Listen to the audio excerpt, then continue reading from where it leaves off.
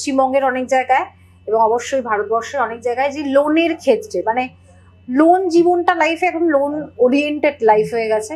বাচ্চার জন্মদিনেও লোন নিতে হবে, বিয়েতেও লোন নিতে হবে, বাড়ি কিনলেও লোন নিতে হবে, ইএমআই, ছোটখাটো খরচ, বেড়াতে যাওয়ার লোন।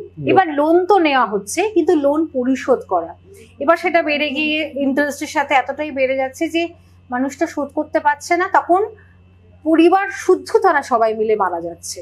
এই ঘটনাটা ভীষণভাবে ঘটছে এবং লোনের একটা কথা বলবো, লোন হচ্ছে একটা খুব লোভনীয় ফাঁদ, যেখানে একবার পা দিলে হাতে তো টাকা আসবে কিন্তু সেটা শোধ করার বিষয়ে সমস্যা হয়। এনি গোল্ড লোনেও সমস্যা হয়, যদিও সেগুলো হয়তো কিছু সময় নিয়ে ব্যবসা বাণিজ্য করা যায় বা ছোটখাটো কাজ করা যায়, কিন্তু সবার পক্ষে শোধ করা যায় না।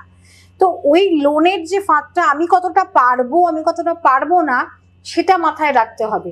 আমি যখন পারলাম না আমার পরিবারকেও সবাইকে মেরে দিলাম, যেখানে ছোট ছোট বাচ্চা আছে তাদের কিছু ভালো ভবিষ্যৎ আছে সেটা ভাবাও গেল না।